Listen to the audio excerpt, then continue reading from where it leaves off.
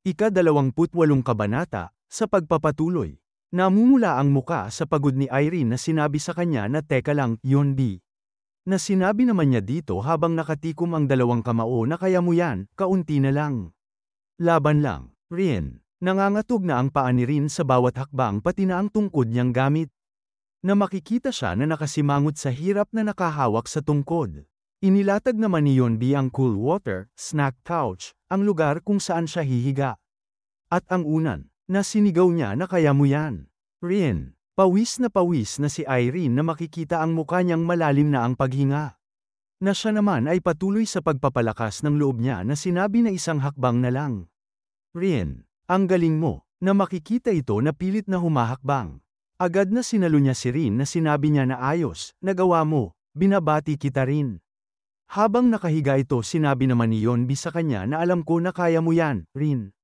Gusto mo bang uminom ng tubig? Natumugon siya habang nakahiga na hingal na maraming salamat. Na pinapanood naman sila ng isang ito sa itaas ng puno na sinasabi nito sa isip na mukha kang pagod na pagod, Mace. Talagang na-appreciate mo ba yun?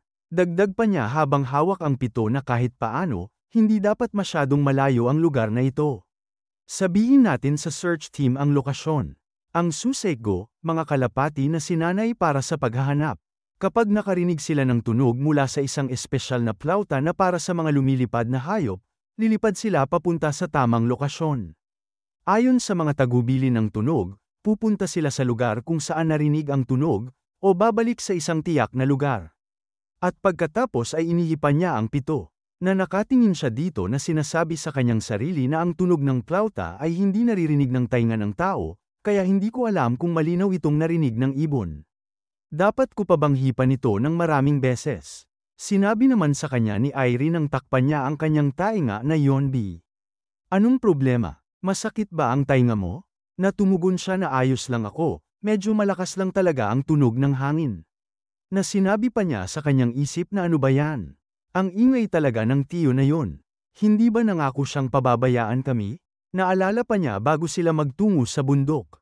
Na makikita ang labas ng bahay na sinasabi niya na natatakot si Rin sa mga tao, kaya pinili na lang niya ang bundok, pero ito ay medyo. Na hindi na niya ito naituloy. Na sinabi sa kanya ni Namgang Jin na tumuro sa kanyang gilid na sinabi niya na unang naisip ng master ay magpadala ng 10 gwardya.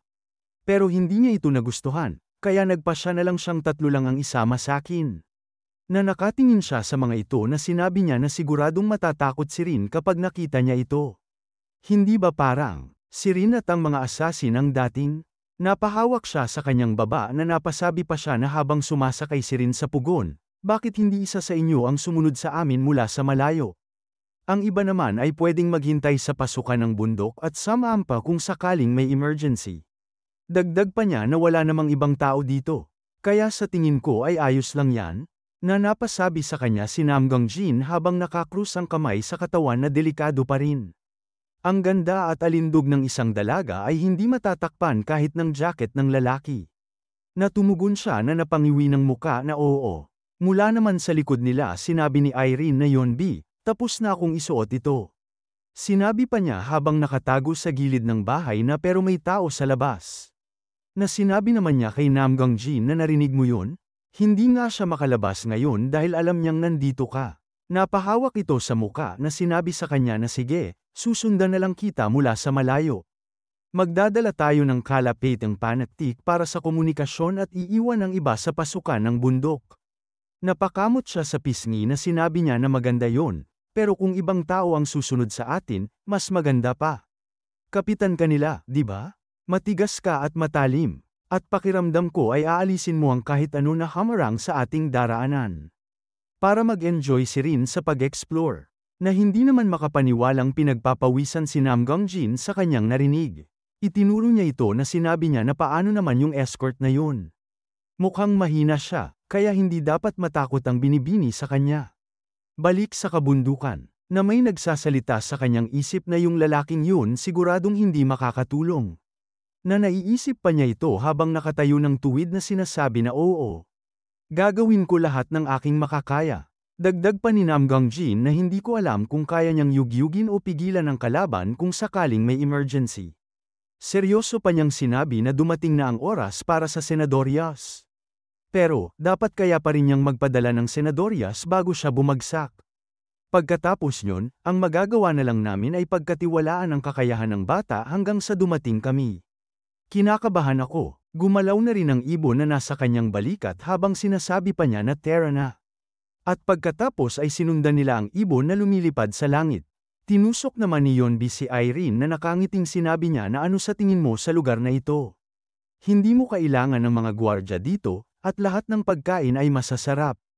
Tumugon lang sa kanya ito ng ungol na nasasarapan sa kanyang ginagawa. Na sinabi pa sa kanya ni Yonbi na kumusta.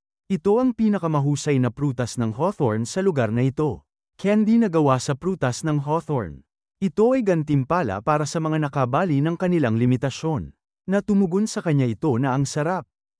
Ang komportable rin ng katawan ko. Salamat, Yonbi. Namumula ang mukha niya habang sinasabi na ayos. Ngayon, subukan naman natin ang paa mo. Na tumugon siya na ang paa ko. Sinabi pa ni Yonbi sa kanya na ayos yan. Kaya subukan naman natin ang paa mo para mas lalo kang ma-relax. Minasahe na niya ang paa nito habang sinasabi sa kanya ni Irene na Yonbi. Masakit pero nakikiliti. Na tumugon siya na tiisin mo. Kaya mo yan. Na napasabi naman ang nakasubebe sa kanilang lalaki na nakatago sa malaking puno na hindi ko sila maintindihan kahit kaunti. Pero parang maayos naman silang nagkaintindihan sa isa't isa. At sana natanggap na nila ang senadoryas.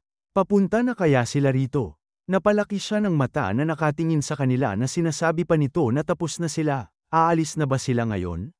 Habang masayang tumayo si Irene, tinanong siya ni Yonbi na ano ang pakiramdam mo. Tumugon ito na medyo matigas pa, pero tiyak na gumanda na. Lumingon siya habang masayang sinabi na ayos yan. Hindi kasing hirap ng ibang lugar ang bundok na ito, kaya dapat masanay agad si Rin. Na hindi makapaniwala na napasabi si Irene sa kanya na ito. Hindi ba magaspang na daan na yun sa unahan? Na napaturo siya na sinabi na syempre. Dito ako dumadaan papunta sa nayon kapag may sakit ako. Pero kadalasan ay iba ang dinadaanan ko. Parang shortcut pero medyo mas magaspang. Sinabi pa sa kanya ni Irene na paano nakakapunta si Yonbi sa ganitong lugar. Na masayang tumugon siya na paano ako mabubuhay sa ganitong kahirap na lugar. Iyon ay dahil nandito si Master. Tumalon siya sa itaas ng bato habang sinasabi pa niya na para makakuha ng tubig, kailangan kong pumunta sa lambak ng ilang beses, at nakakainis pang maglakbay ng 12 milya para makapunta sa tindahan. Dagdag pa niya na mamula-mula ang kanyang pisngi na nakatingin sa kanya si Irene na pero sulit pa ring tirhan basta malampasan lang ang mga makamandag na ahas, alupihan. Mababangis na hayop, lasong insekto, pagguho ng lupa, at pagbagsak ng nyebe na paminsan-minsan naming nasasalubong. Habang umaakyat si Irene sa matarik na bato, sinabi pa sa kanya ni Yonbi na maganda ring tirhan ang lugar na ito. Maganda at tahimik, at hindi tayo kailangang magbayad ng rente sa lupa, di ba? Pagkaakyat niya sinabi niya na pwede ko bang mahawakan ka kahit minsan? Tumugon siya sa kanya na syempre naman. At pagkatapos ay nagulat siya nang hahawakan siya sa mukha nito. At nang mahawakan na siya napasabi si Irene na mainit ka. Buhay ka talaga, na napasabi naman siya na kung hindi, iisipin mo ba na multo ako? Na sinabi sa kanya ni Irene na medyo, parang ganun. Dagdag pa niya habang naiisip siyang sumasayaw na may mga matang parang hiyas ka. Para kang diwata na lumilipad na parang ibon kahit nasa matataas na lugar. Tumawa siya habang sinasabi na paano makakapagtrabaho ng ganoon kahirap ang multo na katulad ko para kumita ng pera sa kalagitnaan ng araw. Si Rin ang parang multo. At kulang ka sa ehersisyo kaya parang natutunaw ka sa pagod, di ba? Dagdag pa niya habang makikita ang mukha ni Irene na kahit papaano, masaya ang mag-ehersisyo at nakakapresko. Ngayon, punuan na natin ang katawan mong kulang sa ehersisyo. Makikita ang kakahuyang ito na sinabi ni Yonbi na kumusta. Nasasanay ka na ba sa paglalakad? Tumugon ito habang nahihirapan sa paglalakad na hindi, kahit kaunti, hindi pa. Napalingon siya sa kanya na napasabi na talagang ganun kahirap. Kailangan talaga ni Rin ng maraming ehersisyo. Gusto mo bang sa bundok tayo pumunta tuwing magkikita tayo? Nanapa tayo siya ng tuwid nang marinig niya ito. Nakangiti siyang sinabi sa kanya na biro lang. Na sinabi sa kanya ni Irene na yun ba ay isang biro lang? Kaya hindi ko kailangang mag-ehersisyo tuwing magkikita tayo, di ba? Napahawak siya sa baba na sinabi niyang nakapikit na yon. Sige na nga, dahil ipinipilit ni Rin. Nanapsabi pa siya sa kanyang isip na teka, bakit ako nag-e-enjoy sa pang-aasar sa kanya? Dagdag pa niya sa isip na nanlaki ang mga mata niya na buwisit. Yun pala ang dahilan kung bakit patuloy akong inaasar ni Master. Hindi ka panipaniwala, kung ganun, baka mapasobra ako. Nalumiwanag ang mga mata niya na tumingin kay Irene. Napasabi si Irene sa kanya na nakakatakot ang mukha ni Yonbi. Sinabi pa niya sa isip na hindi ko magagawa yon sa marupok at maselang si Rin. Kalimutan at ibaon na natin ang ganoong mapanganib na mga isipin. At pagkatapos tumawa siyang sinabi sa kanya na kahit papaano, kapag nagkaroon pa ng mas maraming stamina si Rin, dapat magiging madali na lang ang daang ito. Kaya magpakatatag ka, baka nga kahit nakapikit lang ang mata mo ay malampasan mo na ang daang ito. Natumugon siya na talaga ba? Na sinabi sa kanya ni Yonbi na syempre naman, tingnan mo ito. Natumalon siya sa mga bato habang nakapikit na nagbibilang ng kanyang mga napatungang bato. Napasabi naman si Irene na Yonbi. Pwede ka nang tumigil. Sa ika-11 niyang pinatungan ng bato siya ay tila nadulas. Naagad siyang bumagsak sa lupa na isang malakas na pagbagsak ang mapapakinggan. Napasigaw naman si Eren ng Yonbi. At pagkatayo niya tinanong siya nito na ayos ka lang ba?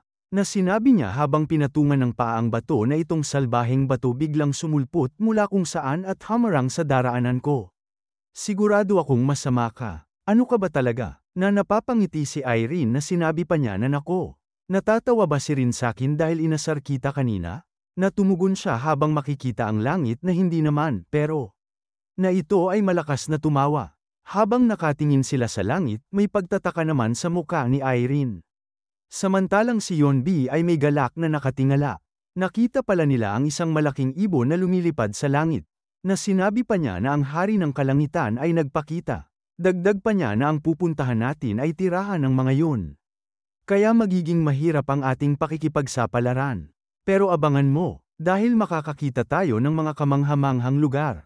At dito na po nagtatapos ang ika-28 kabanata.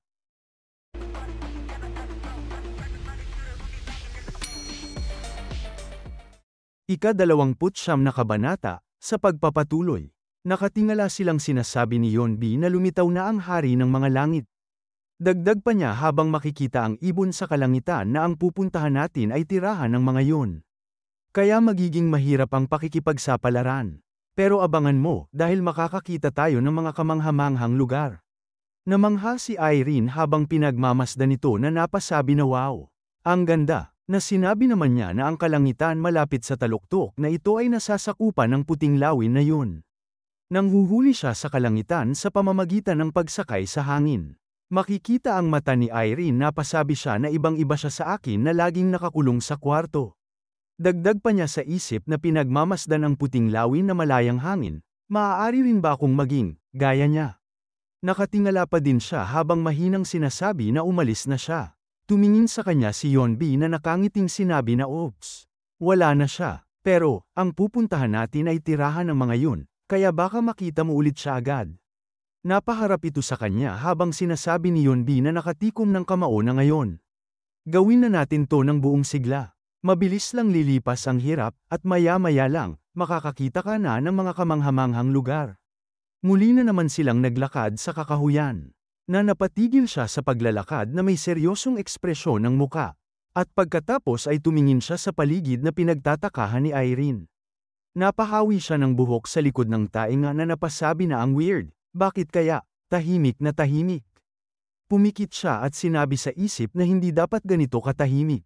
Anong nangyari? Mag-focus tayo. Pinakiramdaman niya ang paligid na sinabi niya sa isip na hangin, talon, at ang kawawang tiyo, sigurado akong may iba pa akong narinig, pero bakit parang may kulang? At pagkatapos nagulat siya na napasabi na ang tunog ng mga ibon. Hindi ko marinig ang tunog ng mga ibon. Biglang lumipad ng mabilis ang puting lawin sa langit na. Ikinagulat nila na napasabi si Irene na hindi ba yun siya? Napasabi naman si Yonbi na ayun pala. Napatingin siya sa gilid na seryosong sinabi na sa totoo lang, Rin, nakakalungkot pero, bumalik na tayo. Dagdag pa niya sa isip na hindi ko alam kung ano yun pero, may naamoy akong panganib. Hindi ko pwedeng isama si Rin sa ganitong sitwasyon. Nagulat si Rin na napasabi na babalik na tayo. Hindi ba malayo pa ang pugad ng lawin? Napatulo naman siya na sinabi sa kanya na hindi, nandun lang yun sa kabila ng palumpong. At ewan ko kung bakit, pero medyo masyadong mainit ngayon. Hinawakan siya ni Rin sa damit na sinasabi na kung gayon. Tingnan na lang natin sila kahit sandali lang, pwede ba? Dagdag pa niya na at, sa tingin ko kaya ko nang tumapak sa mga bato ngayon, magsisikap ako para hindi na kailangang alagaan pa ako ni Ian. Tumugon siya na napagilid ng ulo na nakapikit na hindi yun ang ibig ko iparating. Na napasabi pa siya sa kanyang isip na gusto niya ba talaga ng mga lawin? Wala na akong magagawa, at pagkatapos na pahinga siya ng malalim na sinabi niya na hindi ko alam kung magiging ayos lang. Pero kung talagang gusto ni Rin, dagdag pa niya sa kanyang isip habang makikita ang lalaking nakasunod sa kanila na nakatago sa puno na makikipag-ugnayan din naman siya sa iba pagkalipas ng kaunting oras, at kung sakaling may emergency, siguradong lilito ang mga taong yun. At pagkatapos nakangiti niyang sinabi kay Irene na Tara na. Ayos lang naman di ba? Na masayang tumingin sa kanya si Irene. Hinawi niya ang damo kung saan sila pupunta. Na masayang sinabi niya na ito ang tahanan ng puting lawin. Na makikita ang muka ni Irene na namamangha sa kanyang nakikita. Na isang malaking puno ang tumambad sa kanilang unahan na sinabi ni Yonbi na gumawa ng pugad ang lawin sa punong ito. Lumapit sila dito na itinuro niya na sinabi pa na ang pugad na yun ay ang trono kung saan naninirahan ng puting lawin, ang hari ng mga ibon. Napasabi naman, si Arin na trono, sinabi pa niya sa kanya habang makikita ang pugad na tingnan mo. Mukhang may mga batang lawin doon. Naririnig mo ba yung tunog na yun? Natumugon sa kanya si Irene na naririnig ko. At pagkatapos naiisip niya ito habang sinasabi ng mga batang lawin. Tumawa siya na sinabi sa kanya na maaari natin silang bisitahin ulit kapag kaya na nilang lumabas sa kanilang pugad. Tumuro siya sa unahan na sinabi niya kay Irene na sa totoo lang, ang Rainbow Waterfall sa likod ng burol na ito ang totoong destinasyon natin. Gusto mo ba itong makita? Maaari tayong maglibot doon, kumain ng masasarap na pagkain, at maglaro pa. Napasabi naman si Irene sa kanya na Rainbow Waterfall. Na sinabing muli sa kanya ni Yonbi na oo, may malaking talon sa likod nito kung saan bumubuhos ang tubig sa 6 na batis na lumilikha ng magandang bahaghari. Hindi mo ba narinig ang tunog ng talon kanina? Dagdag pa niya habang nagliliparan sa likod niya ang balahibo ng puting lawin na malamang hindi pa nahahawakan ni Rin ang bahaghari. Kaya, nang biglang lumipad ang puting lawin sa itaas nila, na agad na napaprotekta siya kay Irene habang nakatingin ito sa itaas. At pagkatapos mabilis niyang iniwas si Irene habang hinarang ang kanyang isang kamay. Na mabilis na tinakpan ng bibig nito habang mahinang sinasabi niya na huwag kang lumikha ng ingay. Isang malaking ahas pala ang lumabas sa kanilang unahan na tinatawag itong Baekgyu Whitejaw, White Snake. Na ibinubulong pa niya kay Rin na mamamatay tayo agad kapag nagtama ang mata mo sa nilalang na yun. Dagdag pa niyang mahinang sinabi na umatras tayo ng napakabagal at ng tahimik hanggat maaari. Biglang lumitaw ang lawin na ibinulong pa niya na buwisit, bakit bigla itong lumitaw dito? Kailangan kong magdesisyon agad, agad siyang napalingon sa likod. Kung nasaan ang lalaking sumusunod sa kanila na sininyasan niya ito na huwag siyang gagalaw. Nagkasagupaan ang lawin at agputing ahas na sinabi pa niya ng mahina na wala itong pakialam sa atin kung hindi natin ito gagalitin. Tumago sila sa mga bato habang sinasabi niya ng mahina na dito tayo, Rin. Na sinabi naman ng mahina ng lalaki sa likod nila anong gagawin ko, kailangan kong magpadala ng emergency signal, tapos anong gagawin ko pagkatapos nun? Buwisit, tinamaan ang puting ahas sa pisngi nito na makikita ang dugo, gayon din ang lawin. Ibinulong naman ni Irene na ang laban na ito, hindi kayang manalo ng lawin. Natumugon siya na hindi, may pakpak ang lawin. Matagal na sana itong nakatakas kung gusto niya. Pero hindi niya magawa, dahil hindi niya kayang iwan ang mga inakay niya. Sa katunayan, pumunta ang puting ahas sa pugad para alisin sila ng maaga. Dagdag pa niya na ang pakikipaglaban sa isang lawin ay mahirap para dito dahil may pakpak ito at madaling makalipad sa paligid. Ang sugat ng puting lawin ay nagiging likas na kaaway ng mga puting ahas, at kapag dumami sila, magiging malaking sakit ng ulo ito para sa mga puting ahas. Sinabi pa niya habang aatake ang ibon na nakakalungkot na ang oras ng pag-atake ay nang wala ang amang lawin. na makikita sila na patuloy na nanunood sa matinding labanan ng dalawa. Nang biglang sinabi niya na ayon. Bumalik na ang amang Lawin. Masaya naman sila na napasabi si Irene na buti naman. Na sinabi naman ni Yonbi na oo nga, di ba? Sinugod ng mag-asawang Lawin ang ahas na tinusok ng matatalas na kuko nito ang mata ng ahas. At ilang sandali pa na pangiwi naman ng muka si Irene. Na napasabi naman si Yonbi habang makikita ang muka ni Irene na yari. Na siya ay napaseryoso ng muka na pinapanood ang mga ito na mahinang tinawag siya ni Irene. Na makikita ang isang Lawin ay duguan na bumagsak sa lupa habang ang ahas ay makikita na tumatalsik ang dugo sa ulo. Na sinabi pa ni Irene na bakit yung isang Lawin? Na sinabi naman ni Yonbi sa kanya habang naiisip niya ito na tinamaan siya ng puting ahas gamit ang buntot nito nung nagmamadali itong umalis. At muli na naman ang mga ito ay magsasalpukan na sinabi niya na rin. Bumitaw siya sa kamay nito na sinabi pa niya na saglit lang. Babalik din ako. At dito na po nagtatapos ang ika-29 na kabanata.